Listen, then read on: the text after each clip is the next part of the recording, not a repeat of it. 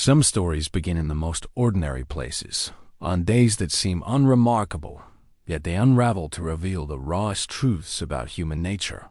That was precisely what happened one late afternoon in August 2025 at the Pacific Trust Bank on Wilshire Boulevard in Los Angeles.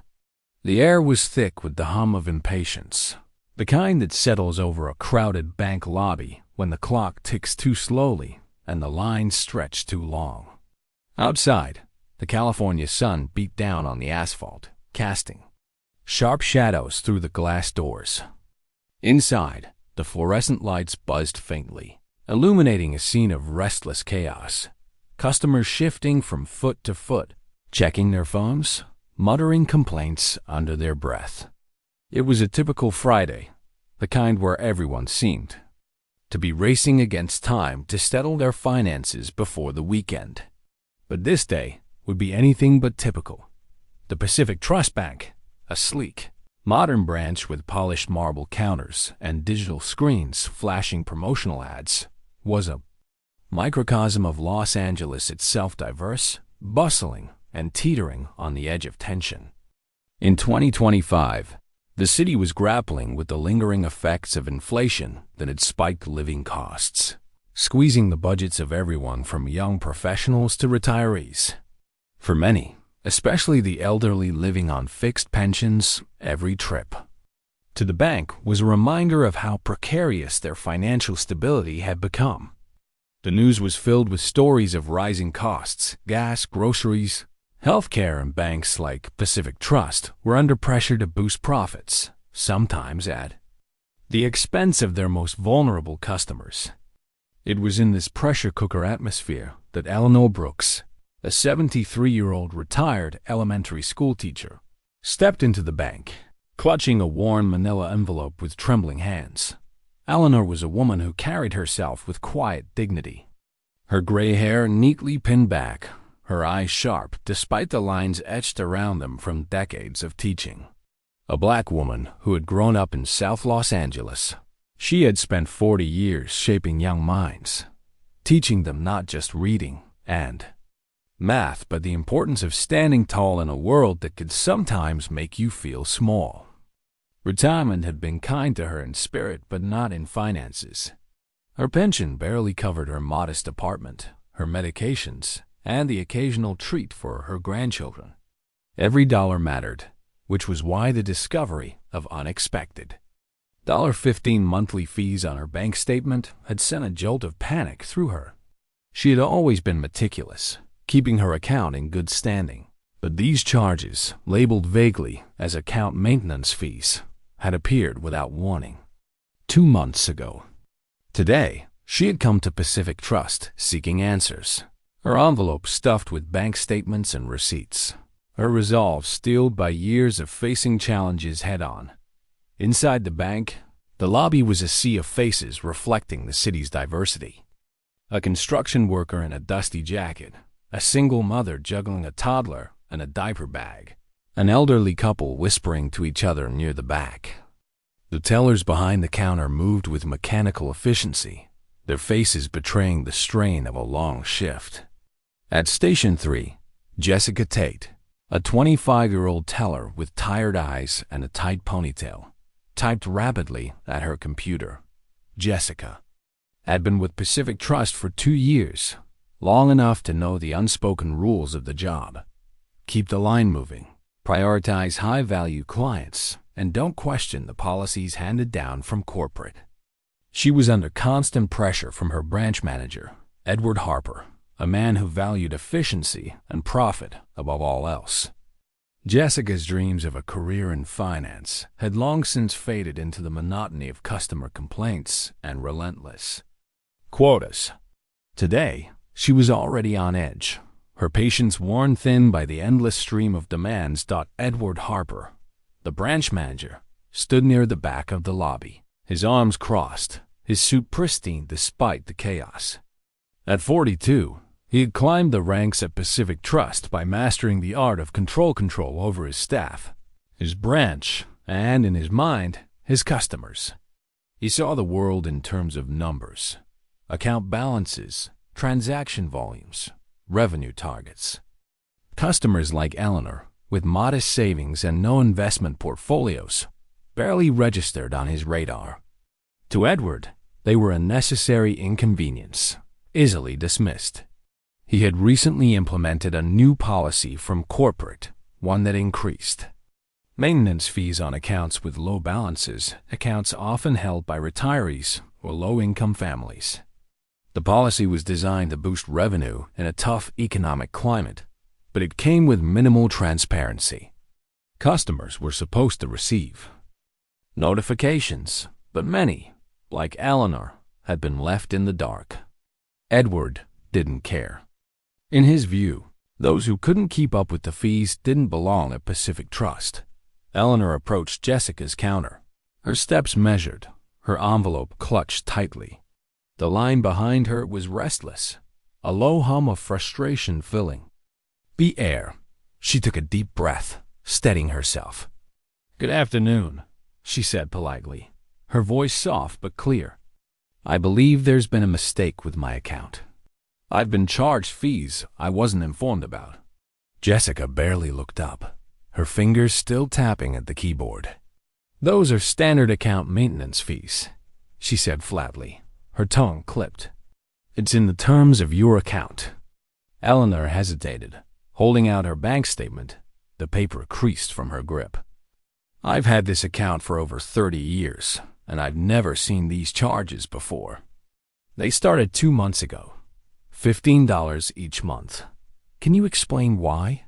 Jessica sighed, a dramatic exhale that drew a few glances from the line. She took the statement, glanced at it cursorily, and slid it back across the counter. "It's in the fine print, ma'am. If you didn't read the agreement, that's not our problem." Her words were sharp, laced with impatience. A few customers nearby chuckled softly, their amusement stinging Eleanor more than the words themselves. Eleanor's cheeks warmed, but she pressed on, her voice steady despite the tremor in her hands. "I like to speak with someone who can review this. I've always paid my bills on time, and I just want to understand what's happening." Jessica rolled her eyes, loud enough for the sound to carry. "Look, if you want to avoid fees, you need to keep more money in your account. That's how banks work." The condescension in her tone was unmistakable, and Eleanor felt a familiar pang, a mix of embarrassment and indignation. She wasn't asking for a handout. She was asking for fairness. But as she looked around, she saw no one willing to meet. Her eyes. The construction worker stared at his phone. The single mother adjusted her toddler's shoes. The elderly couple whispered to each other, their faces blank. The weight of their indifference pressed down on her, making her feel smaller than she had in years. From the back of the lobby, Edward Harper watched the exchange, his lips curling into a thin smile. He had seen this scene play out countless times. A customer with a minor complaint, easily dismissed with a few sharp words. He decided it wasn't worth his time yet, but he kept an eye on Jessica, ensuring she followed his unspoken rule. Don't waste time on low-value accounts, unbeknownst. To Edward, another figure stood at the end of the line, unnoticed amidst the crowd. Mark Thompson, a Hollywood action star known for his roles as fearless heroes, had slipped into the bank to withdraw cash for a local charity event. Dressed in a black t-shirt, jeans, and a baseball cap pulled low, he blended in at first glance. Just another customer waiting his turn. But Mark was no stranger to scenes like this. Years ago, his own mother, a single parent who had worked 2 jobs to raise him, had been humiliated by a bank over unexpected fees. The memory still burned in him, a quiet fire that flared whenever he saw someone being treated unjustly. As he watched Eleanor's struggle unfold, his jaw tightened and his hands curled into fists. He didn't know it yet, but this ordinary afternoon was about to become a turning point for Eleanor, for the bank, and for him. Eleanor Brooks stood at the counter of Pacific Trust Bank, her worn manila envelope clutched tightly in her hands, its edges creased from her nervous grip. The fluorescent lights overhead cast a sterile glow, amplifying the weight of the moment.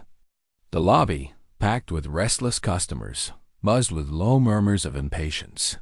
But to Eleanor, it felt as though every eye was on her.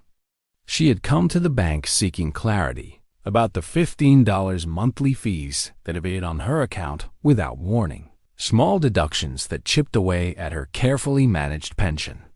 For a 73-year-old retired teacher living in Los Angeles, where inflation had driven up the cost of everything from groceries to utilities, those fees were not trivial.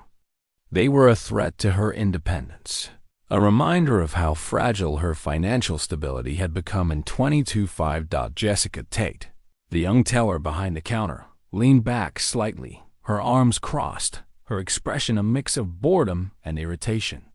At 25, Jessica had grown accustomed to deflecting customer complaints, a skill honed under the watchful eye of her branch manager, Edward Harper. She had been trained to prioritize efficiency over empathy, to push through the line of customers as quickly as possible. Eleanor's polite but persistent questions were, to Jessica, an inconvenience, a delay in an already grueling day. "I've told you, ma'am," Jessica said, her voice sharp enough to cut through the hum of the lobby. "Those fees are standard. It's in the fine print of your account agreement. If you didn't read it, that's on you."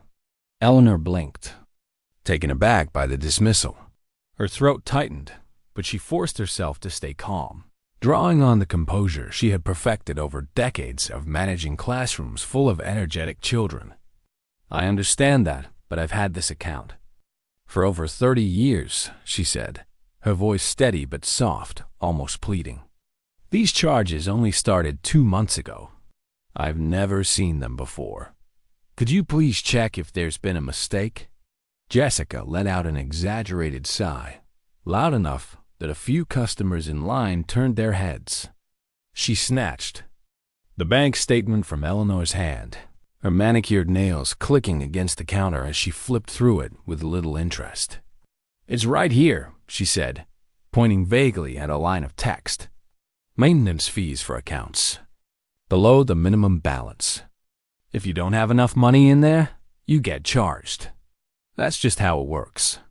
She slid the paper back toward Eleanor, her eyes already darting to the next customer in line.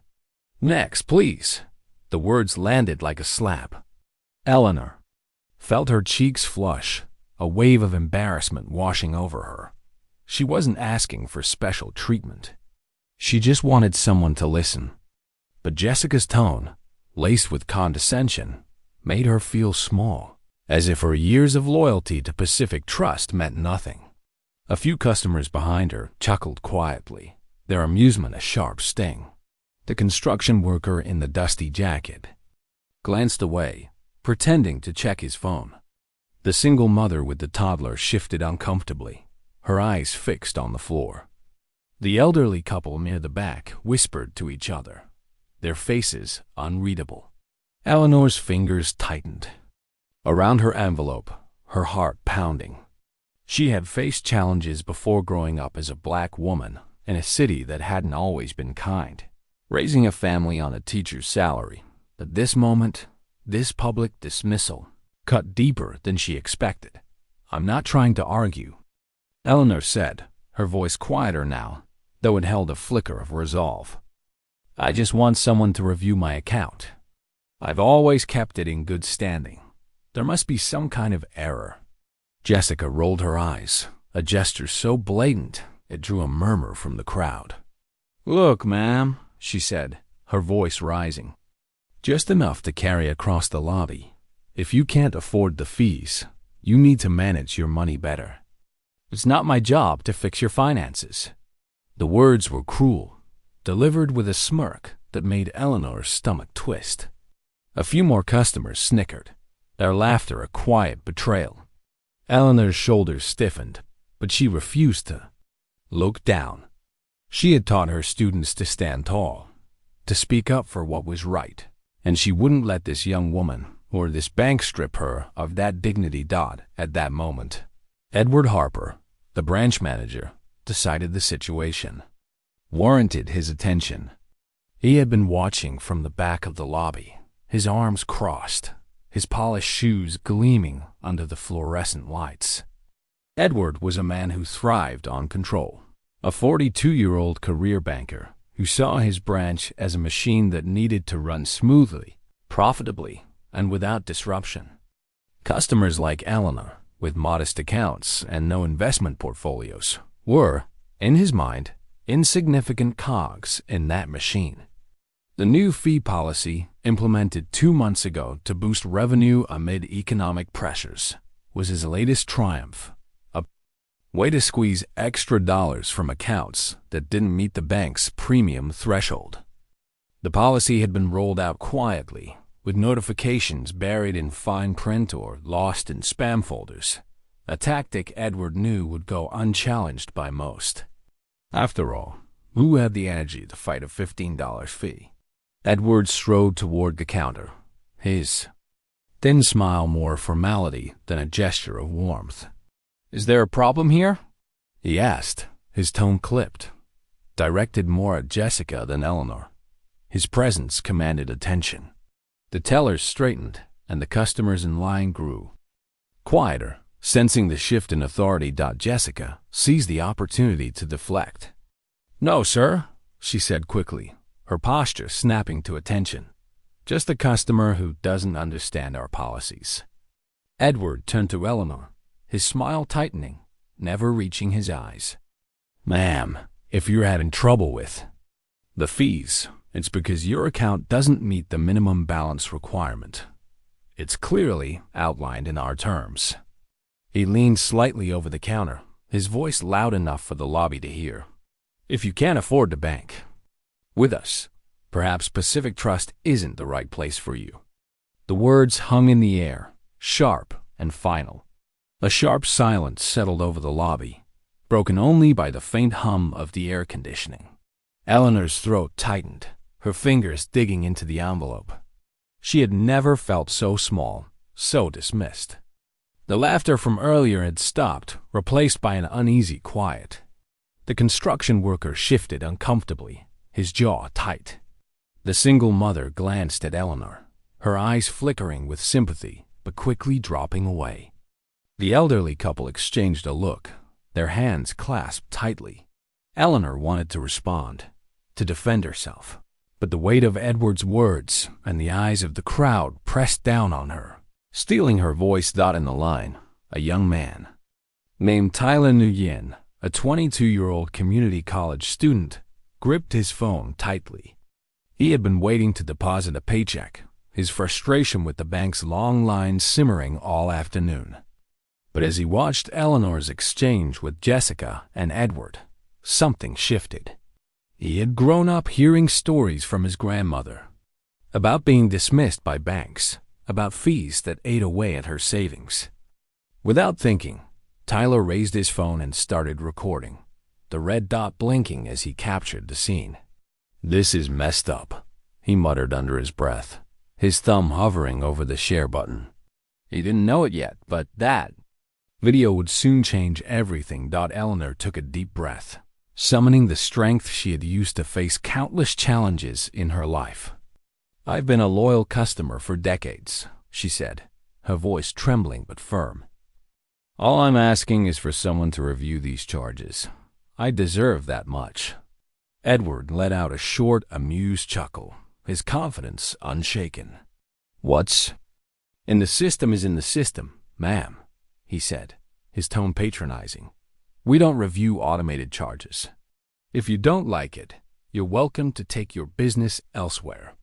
The finality of his words was a blow, and Eleanor felt her resolve waver. She glanced around, hoping for a flicker of support, but the crowd remained silent, their faces averted. The weight of their indifference was crushing, and for a moment, she wondered if she should just leave, envelope in hand, and accept the loss. Deep down, the teacher who had spent her life standing up for fairness refused to back down. Unseen at the back of the line, Mark Thompson, the Hollywood star, watched the scene unfold. His cap was pulled low, but his eyes were locked on Eleanor, her dignity under fire. The memory of his mother's own humiliation at a bank years ago burned in his chest. He took a step forward, his presence still unnoticed, but his resolve hardening with every word he overheard. The tension in the bank was about to break, and Mark was ready to be the one to shatter it. The air in the Pacific Trust Bank on Wilshire Boulevard was thick with tension, the kind that settles over a room when words cut too deep and silence becomes a weapon. Eleanor Brooks stood frozen at the counter, her manila envelope trembling. In her hands, Edward Harper's dismissive words still ringing in her ears. Asterisk, if you can't afford to bank with us, perhaps Pacific Trust isn't the right place for you. The lobby, packed with customers, had fallen into an uneasy hush. The laughter that had punctuated Jessica Tate's earlier barbs replaced by a collective discomfort. Eleanor's heart pounded, her dignity battered but unbroken. She wanted to respond, to reclaim her voice, but the weight of the crowd's averted eyes and Edward's smug authority pinned her in place. For a moment, it seemed the bank would swallow her whole. Another insignificant customer dismissed by a system designed to favor the powerful. Then, a voice cut through the silence, deep and steady, like a stone dropped into still water. Why are you talking to her like that? The entire bank froze. Heads turned toward the back of the line, where a man in a black t-shirt, jeans, and a baseball cap stood, his posture relaxed but commanding. At first glance, he could have been any customer, broad-shouldered, unassuming, blending into the steely crowd. But there was something about his voice, a quiet authority that demanded attention. Edward Harper turned slowly, his irritation flashing across his face, his thin smile tightening into a grimace. "And who are you to question how we handle our customers?" he snapped, his tone laced with the confidence of a man used to being. The man stepped forward, pulling off his cap with a deliberate motion. A ripple of gasps spread through the lobby as faces registered recognition. It was Mark Thompson, the Hollywood action star whose face adorned billboards from Los Angeles to New York. Known for his roles as fearless heroes in blockbuster franchises, Mark carried a presence that filled the room. His dark eyes locked on Edward with an intensity that made the manager's bravado falter. The crowd stirred, whispers erupting like static. "Is that?" "No way! It's him!"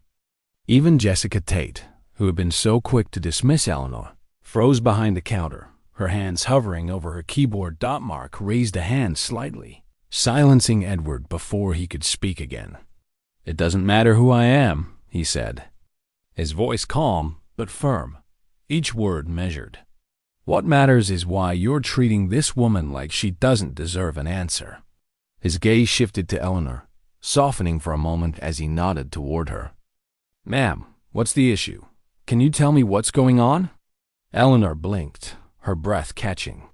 She hadn't expected anyone to intervene, let alone a celebrity whose movies her grandchildren adored. For a moment, she hesitated, the weight of the moment overwhelming. Then, drawing on the strength that had carried her through decades of teaching, she straightened her shoulders. "I've been charged fees on my account," she said, her voice steadier now, bolstered by Mark's presence. $15 a month for the last 2 months. I've banked here for over 30 years, and I've never seen these charges before. All I'm asking is for someone to explain why." Mark nodded, taking the envelope she offered with careful hands. He scanned the bank statements, his brow furrowing as he flipped through the pages. The lobby was silent, save for the faint hum of the air conditioning and the occasional shuffle of feet. Tyler Nguyen, the young student who had been recording the exchange on his phone, zoomed in, capturing every detail. His heart raced. He knew this moment was explosive, the kind of footage that could blow up online. Mark looked up, his eyes locking onto Edward's. "This is a mistake," he said, plainly holding up the statement. "These charges shouldn't be here. You're going to fix this." Edward's face reddened, his fingers tapping nervously against his forearm. He forced a chuckle, trying to regain control. "Mr. Thompson, with all due respect, you don't understand how banking works. These fees are standard, set by corporate policy. If she doesn't meet the minimum balance for a premium account, she incurs charges. It's that simple." Mark tilted his head, his expression unreadable, a slow smile tugging at the corner of his mouth. "Simple, huh?" He glanced at the crowd, his voice carrying effortlessly. "So tell me, how many of you have seen fees like this pop up on your accounts lately?" He held up Eleanor's statement like evidence in a courtroom. At first, there was hesitation, the crowd unsure whether to engage. Then, the construction worker in the dusty jacket raised his hand, his face grim. "They hit me with a $10 fee last month," he said. The single mother with the toddler nodded, her voice quiet but firm. "Me too. I thought it was my fault." The elderly couple near the back raised their hands, their faces a mix of anger and relief. More hands followed, a quiet rebellion stirring in the lobby. Edward's stomach dropped. He hadn't expected this, hadn't anticipated the crowd turning against him. He cleared his throat, his smile faltering. "Those are just standard adjustments," he said, his voice less steady now. "The system is designed to be accurate." Mark's smile faded, his eyes narrowing. "So you don't check?" He flipped through Eleanor's statement again, his movements deliberate. "Here's what I see. A woman who's been banking here for decades gets hit with fees she wasn't told about. When she asks for answers, you mock her, humiliate her in front of everyone. And now you're telling me it's just policy?" His voice dropped, low and controlled, but with an edge that made the hairs on Edward's neck stand up. "That's not policy, Harper. That's an excuse to take advantage of people who can't fight back." A murmur of agreement rippled through the crowd. Jessica fidgeted behind the counter, her earlier confidence crumbling. She glanced at Edward, waiting for him to fix this, but the manager's face was a mask of barely concealed panic. Tyler's phone kept recording, the red dot blinking steadily. "This is going viral," he whispered to the person next to him, a young woman who nodded, her own phone now out, capturing the moment. Mark turned back to Eleanor, his voice gentler. "Ma'am, when did you first notice these fees?" 2 months ago, Eleanor said, her voice gaining strength. "They just appeared out of nowhere.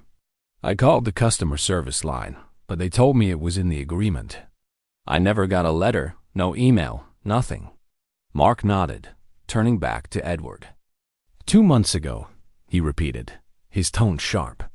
"So tell me, why did these fees suddenly triple on her account? And why wasn't she notified?" Edward hesitated, sensing the trap. He knew the policy had been rolled out quietly, designed to target accounts like Eleanor's, those held by retirees, low-income families, people less likely to challenge the charges. It was a tactic straight out of recent banking scandals, like the ones that had rocked Wells Fargo and other institutions in the early 2020s, where hidden fees had cost customers millions. But Edward couldn't admit that. Not here. Not with Mark Thompson staring him down and a crowd of customers watching. "It's corporate policy," he stammered. "We don't control the specifics at the branch level." Mark let out a short breath through his nose, an almost amused sound. "You don't control it, but you enforce it," he said, stepping closer to the counter. "And you don't bother checking if it's fair. You just assume the system's right, and people like her," he nodded toward Eleanor, "are left to deal with it." The crowd was no longer silent. The construction worker muttered, "That's exactly what happened to me." The single mother spoke up, her voice shaking but clear. "They charged me $20 last month, and I'm barely making rent." The elderly couple nodded, their hands still clasped tightly. Tyler's video captured it all, the growing unrest, shift in power. Edward's face was ashen now, his pulse hammering in his ears. He shot a glance at Jessica, silently demanding she back him up, but Jessica's eyes were fixed on the floor, her hands trembling slightly. Mark crossed his arms, his stance unwavering. "Here's what you're going to do," he said, his voice low but commanding. "You're going to pull up her account right now and show us exactly where these fees came from.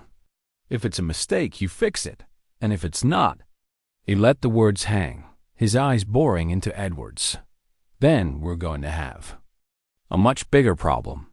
The lobby was electric, the tension thick enough to choke on. Tyler's phone stayed steady, the footage now a ticking time bomb. Eleanor stood a little taller, her hand still clutching her envelope but her heart buoyed by Mark's words. For the first time that day, she didn't feel alone. And Edward Harper, the man who had spent years dismissing customers like her, realized he was no longer in control. The Pacific Trust Bank on Wilshire Boulevard was a pressure cooker, the tension from Mark Thompson's confrontation with Edward Harper still crackling in the air. The lobby, once a sea of indifference, now buzzed with a restless energy as customers exchanged glances and whispered about the Hollywood star who had just turned the tables on the branch manager. Eleanor Brooks stood at the counter, her hand still clutching her warm manila envelope, her heart pounding with a mix of disbelief and quiet hope. Mark's words, "You're going to pull up her account right now and show us exactly where these fees came from," hung in the air like a gauntlet thrown down. Edward Harper, his face pale and his fingers twitching nervously, stood frozen, caught in a spotlight he couldn't escape. Jessica Tate, the young teller, hovered over her keyboard, her eyes darting between her boss and the screen, unsure whether to act or wait for orders. And in the crowd, Tyler Nguyen's phone kept recording, the red dot blinking steadily, capturing every second of the unfolding drama. Tyler, the 22-year-old community college student, felt a surge of adrenaline as he uploaded the video to TikTok and X, his fingers flying across the screen. He added a caption, asterisk, "Pacific Trust Bank humiliating an elderly woman over unfair fees. Mark Thompson steps in. This is unreal.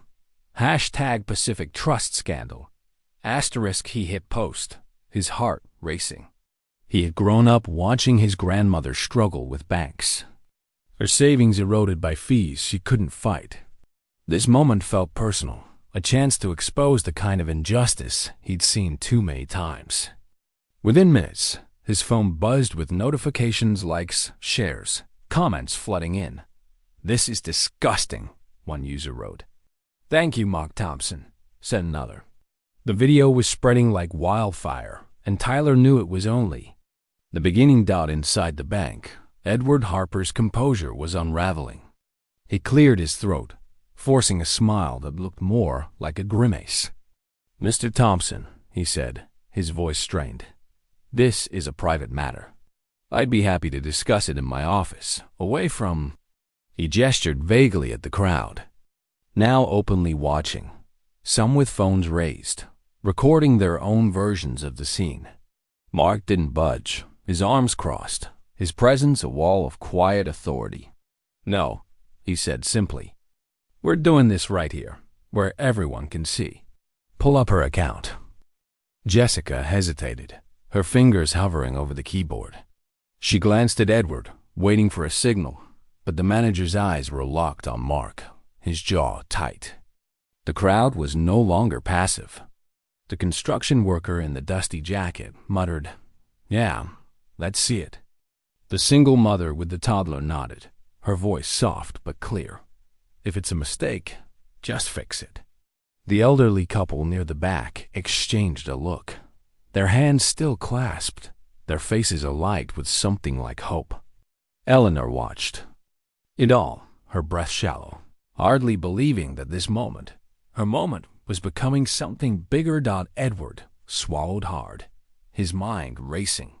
He knew the fees on Eleanor's account were part of a broader policy, one designed to boost Pacific Trust's revenue in a tough economic climate. In 2025, Banks across America were under pressure to offset rising operational costs, and Pacific Trust had quietly rolled out maintenance fees, targeting accounts with balances below $1,000, accounts often held by retirees, low-income families, or people like Eleanor who lived paycheck to paycheck or pension to pension. The notifications had been sent, but they were buried in fine print or lost in email spam folders, a tactic Edward had counted on to avoid backlash. He had dismissed customers like Eleanor as powerless, unlikely to challenge a $15 charge. But now, with Mark Thompson staring him down and phones recording from every angle, he felt the walls closing in. "Fine," Edward snapped, nodding at Jessica. "Pull it up." Jessica's fingers moved quickly, the screen lighting up with Eleanor's account details. The numbers appeared in sharp contrast. 2 charges of $15, labeled account maintenance, dated the last 2 months. Mark leaned in, his eyes scanning the screen. "So," he said, his voice low but cutting, "these fees started right after your new policy, didn't they?" No warning, no clear explanation. Just a hit to her account, and how many others? He turned to the crowd, holding up Eleanor's statement. "How many of you got fees like this out of nowhere?" More hands went up, a wave of acknowledgement. Rippling through the lobby, the construction workers spoke up again. "They got me for $20 last month. Said it was standard." The single mother added, "I can't afford that kind of surprise." The elderly couple nodded, their voices joining the chorus. "We've been here 15 years, and it's never been like this." Tyler's video captured it all, the growing unrest, the crowd finding its voice. His phone buzzed again, thousands of views now and climbing fast. Edward's face was ashen, his pulse hammering. He turned to Jessica, his voice low and urgent. "Shut that down," he hissed, glancing at Tyler's phone. "Now." But Tyler grinned, undeterred. "Already uploaded, buddy," he said, loud enough for the crowd to hear. "You can't erase this." A few customers chuckled, the sound sharp and defiant. Edward's stomach sank. He had spent years cultivating an image of control, but now his name, his face, his branch were about to be plastered across the internet. Eleanor watched the scene unfold, a quiet strength building within her. She had come to the bank feeling small, her dignity battered by Jessica's condescension and Edward's dismissal. But now, with Mark Thompson standing beside her and the crowd beginning to rally, she felt a spark of something she hadn't felt in years: validation. She had taught her students to stand up for what was right, to question unfairness, and now, in this unlikely moment, she was living that lesson. She met Mark's eyes, offering a small nod of gratitude. He returned it, a silent acknowledgement that this fight was far from over. Edward, desperate to regain control, grabbed his phone from his pocket and stormed toward his office, barking at Jessica over his shoulder. "Fix it. Reverse the charges on her account. Now." Jessica's fingers flew across the keyboard, her face flushed with a mix of fear and guilt. She had followed Edward's orders for months, dismissing customers like Eleanor to meet quotas. But now, with the crowd watching and Mark's presence looming, she felt the weight of her actions. "Mrs. Brooks," she said quietly, her voice shaking, "I'm sorry. I'll take those fees off right now." The screen updated, the charges disappearing with a few clicks. Eleanor exhaled, a small victory, but her eyes remained on Edward, who was now pacing in his glass-walled office, his phone pressed to his ear. The crowd murmured in approval, but the tension hadn't dissipated. It had shifted. Tyler's phone chimed again, notifications piling up. "This is blowing up," he said to the young woman next to him, who was now posting her own video with the hashtag Pacific Trust Scandal. The video had reached tens of thousands of views, shared across TikTok, X, and Instagram, with comments pouring in. This is why I don't trust banks. Mark Thompson is a hero. Pacific Trust needs to answer for this. Outside the bank, the story was taking on a life of its own. A local journalist, alerted by a follower on X, was already en route to the branch, sensing a story that could resonate far beyond Los Angeles. A small group of activists from a nonprofit focused on elder rights, inspired by the viral video, began organizing a protest outside Pacific Trust's headquarters. Their signs reading, "Stop Bank Greed and Protect Our Seniors."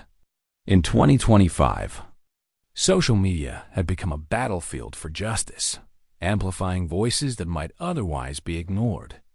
The hashtag Pacific Trust Scandal hashtag was trending, and news outlets were starting to pick up the story, drawing parallels to recent banking scandals that had exposed predatory fees targeting vulnerable customers.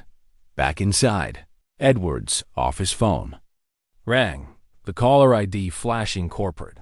His hand shook as he answered, his voice tight. "This is Edward Harper," he said, trying to sound composed. The voice on the other end was cold, direct. "Mr. Harper, we need to talk. Now." He slammed the door behind him, but the glass walls offered no privacy. The crowd could see his pacing, his gestures growing frantic. Jessica, still at the counter, turned to Eleanor, her voice barely above a whisper. "Mrs. Brooks, I'm really sorry for how I spoke to you. I didn't mean to make you feel like this." Eleanor studied her for a moment, her sharp eyes softening. She had spent decades teaching young people, seeing their potential even when they stumbled. "I appreciate that," she said, her voice steady. "But it's not just about me. It's about everyone who's been treated this way." Jessica nodded, her eyes dropping to the counter, a flicker of shame crossing her face. The bank settled into an expectant silence, the kind that follows a storm when the damage is still being assessed. Eleanor felt a weight lift, not because the fees were gone, but because she was no longer invisible. Mark Thompson, still standing nearby, offered her a small smile. "That's a start," he said, his voice low. "But we're not done yet." Outside, the first protesters were arriving, their voices faint but growing louder. A chorus of demands for justice that would soon echo far beyond the walls of Pacific Trust. The Pacific Trust Bank on Wilshire Boulevard was no longer just a bank, it had become a battleground. Its glass doors a window into a storm that had erupted far beyond its walls. The viral video of Mark Thompson's confrontation with Edward Harper, captured by Tyler Nguyen, had exploded across social media, amassing millions of views on TikTok and X within hours. The hashtag Pacific Trust Scandal trended nationwide, with comments pouring in from every corner of the internet. "This is why banks can't be trusted. Mark Thompson is a legend. Justice for Mrs. Brooks." Outside, a small but growing group of protesters gathered, their signs demanding accountability. "Stop bank greed and protect our seniors." Inside, the lobby had settled into a strange calm, the kind that follows a seismic shift. Eleanor Brooks stood near the counter, her manila envelope still in hand, her heart lighter but her mind racing. She had come to the bank seeking answers for $15 fees. Now, she was at the center of a movement. Edward Harper, the branch manager who had dismissed her with such arrogance, was holed up in his glass-walled office, his phone pressed to his ear, his face a mask of barely concealed panic. The call from corporate had been brutal, a curt voice informing him that the board was reviewing the situation and that he was to stand by for further instructions. Edward's career, built on years of prioritizing profit over people, was unraveling. He paced behind his desk, his polished shoes clicking against the floor, his mind replaying the moment Mark Thompson had turned the crowd against him.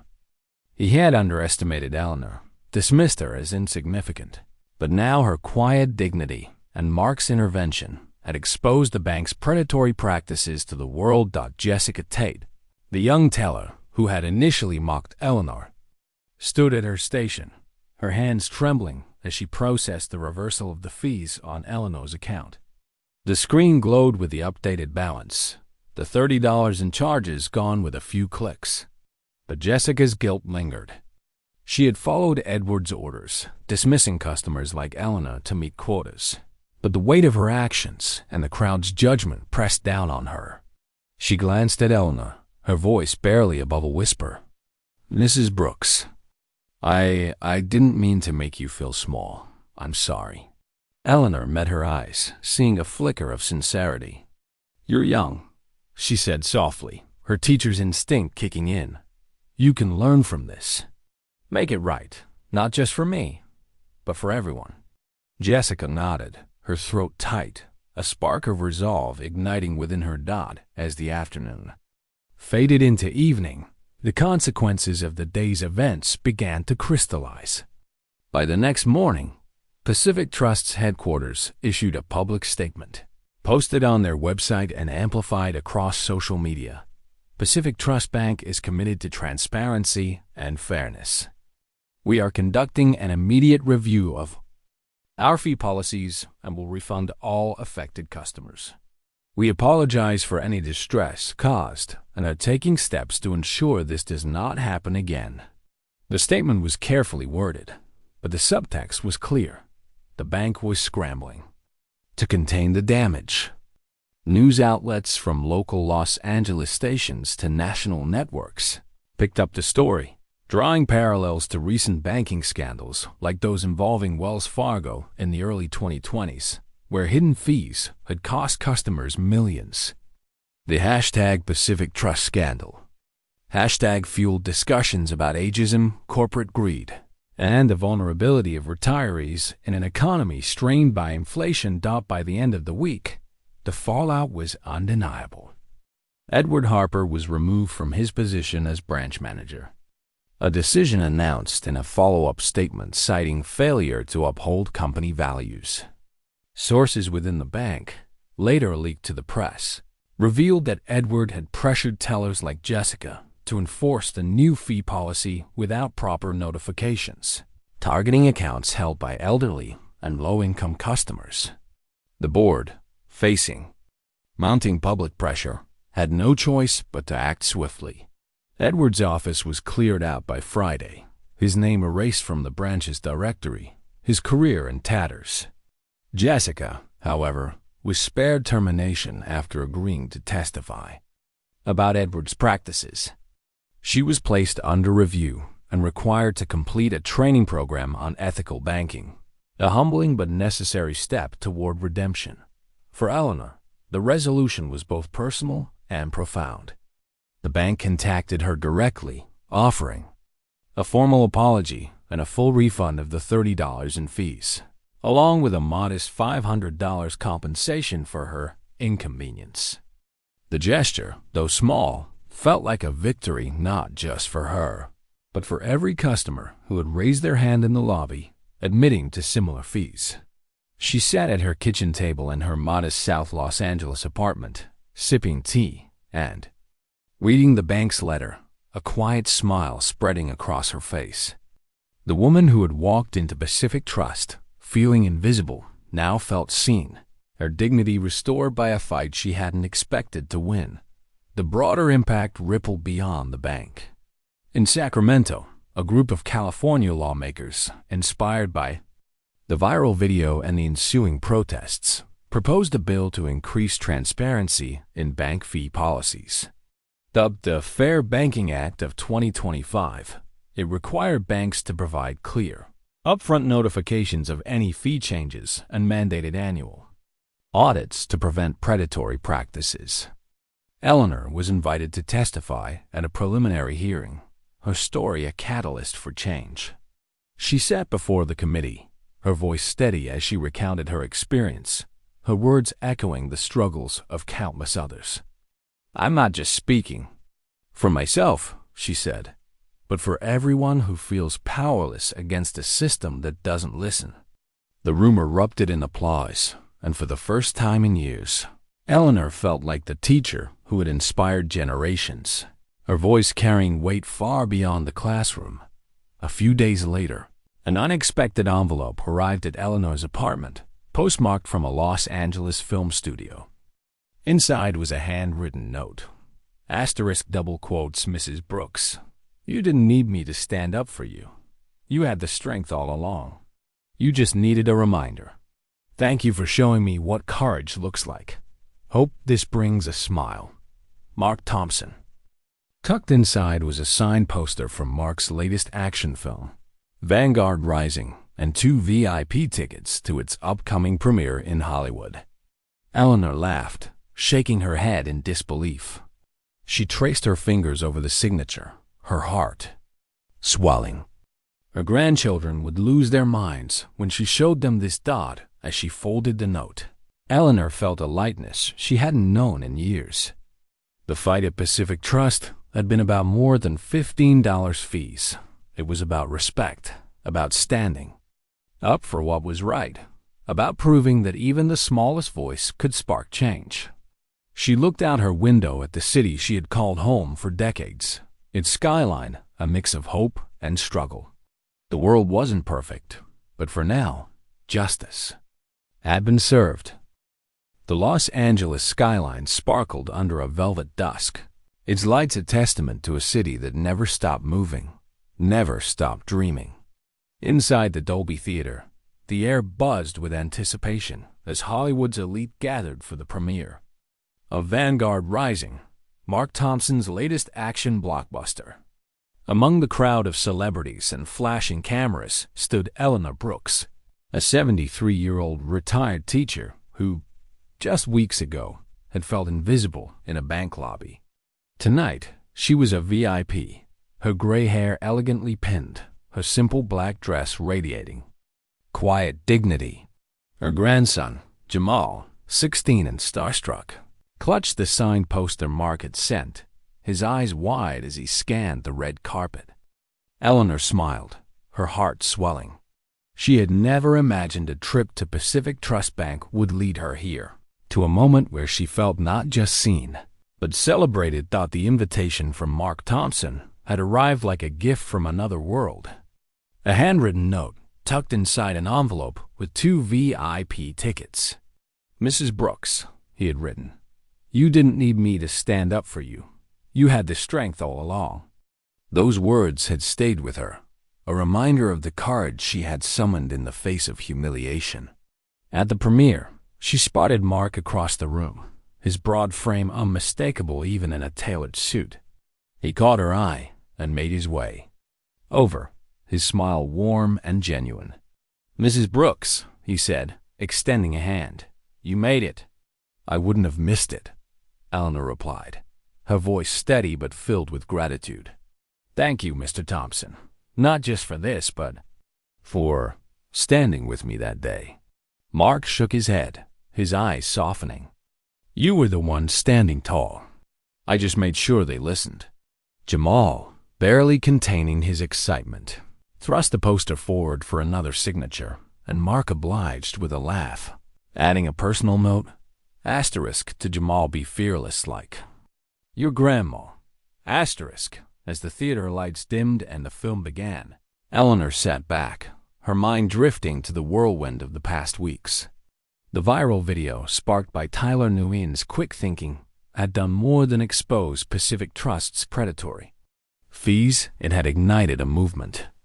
The hashtag Pacific Trust Scandal hashtag had trended for days, inspiring thousands to check their bank statements and demand accountability.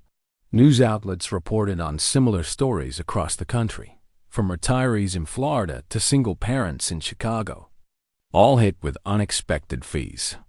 In Los Angeles, a local nonprofit, Elder Justice Now, had reached out to Eleanor, inviting her to join their efforts to protect seniors from financial exploitation.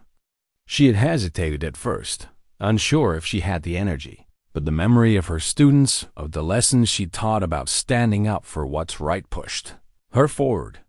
Eleanor began volunteering with Elder Justice Now, leading workshops at community centers across South Los Angeles. She stood before groups of seniors, her voice steady as she shared her story, encouraging them to question their banks, to demand transparency. "You don't have to be loud to be heard," she told them, her eyes bright with conviction. "You just have to be persistent." Her workshops became a beacon, drawing local media attention and inspiring a new generation of activists. One evening, as she spoke to a group of retirees, a young woman in the back raised her hand. "Mrs. Brooks," she said, "you make me believe we can change things." Eleanor smiled, her heart full. She had spent her life teaching, but this felt like her greatest lesson. The broader impact of her story continued to ripple. In Sacramento, the proposed Fair Banking Act of 2025 gained traction, fueled by public outcry and Eleanor's testimony. The bill, which mandated clear notifications for bank fee changes and regular audits to prevent predatory practices, was hailed as a step toward protecting vulnerable customers. Eleanor watched the news from her modest apartment, her tea cooling, as she read headlines about the bill's progress. She wasn't a politician or a celebrity, but her voice had mattered. It had sparked change. The story of Eleanor Brooks and Pacific Trust Bank is more than a tale of one woman's fight against unfair fees. It's a testament to the power of human dignity and collective action. Eleanor's courage, rooted in her years as a teacher, reminds us that strength isn't always loud or flashy. Sometimes it's the quiet resolve to demand fairness. Mark Thompson's intervention shows that influence, whether from a celebrity or an ordinary person, can amplify the voiceless, turning a single moment into a movement. The crowd in the bank, initially silent, found their courage through Eleanor's example, proving that change begins when one person dares to speak up. And Tyler's video, A Spark in the Digital Age, underscores the transformative power of community in 2025, where a single post can shift the balance of power. This story teaches that justice is not a gift, it's a fight, one that requires persistence, empathy, and solidarity. It challenges us to look at the systems around us, to question who they serve and who they harm. It reminds us that every voice matters, no matter how small it seems. Eleanor's triumph is a call to action. Check your statements, ask questions, stand up for what's right. And when you do, know that there are other strangers, neighbors, even unlikely heroes who will stand with you. Stories like Eleanor's are why Legacy Stories exists, to share tales of courage, justice, and human connection that inspire us to be better, to do better. Subscribe to Legacy Stories on YouTube, where we bring you narratives that uplift and empower, reminding us all of the strength within us. Join our community, share your own stories, and let's keep the fight for fairness alive. Click that subscribe button, hit the bell, and never miss a story that could change the way you see the world. Eleanor stood at her front door, looking out at the city she loved. The world wasn't perfect, but it was a little brighter because she had dared to fight. And somewhere, in a bank or a classroom or a quiet corner of the world, someone else was finding their voice, ready to stand up, ready to make a difference.